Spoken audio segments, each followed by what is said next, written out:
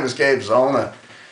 I don't know if anyone's noticed, but there's been no mention from the media that I'm aware of in regard to what transpired on February the 15th. And as you may or may not have known, on February the 15th, the Supreme Court was to make a decision as to whether or not they felt that there was sufficient merit in the case that Dr. Orly Taitz presented to them for their review and consideration in regard to Obama's eligibility. And what I found was that by searching on the web, I found that according to the information that I was able to ascertain, is that the court is going to expedite their decision, and we should hear as to what that decision is on February the 19th, which is this coming Tuesday. I find that very interesting for a lot of reasons. Typically what happens is when the court reviews whatever they review, we don't hear about it for up to a year.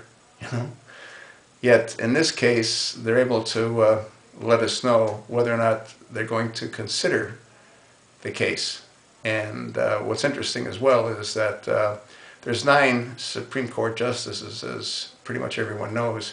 5 of those were appointed by a Republican president, and 4 were by a Democratic president. The last 2, Sonia Sotomayor and Elena Kagan. Elena Kagan's very interesting because, again, she was never even a judge. She was an attorney. And she happens to be the attorney that buried Obama's past. You think there's maybe a conflict going on here? I do. Well, the good news is, according to what I was able to find out on the web, we only really require 4 Supreme Court justices to agree that there's sufficient merit to review the evidence. And if that's the case, that'll be great news. Unfortunately, I don't think that's what will happen. And I say that based on what Justice Roberts did when it came to Obamacare. I personally think the court's been compromised.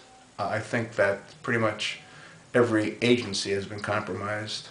And unfortunately, I don't see it changing. I hope I'm wrong. I would love nothing more than to have learned on the 19th that the justices feel that there's sufficient merit to review all the evidence. And if that's the case, well, this nightmare can end. Hopefully, that's what will happen. We'll see.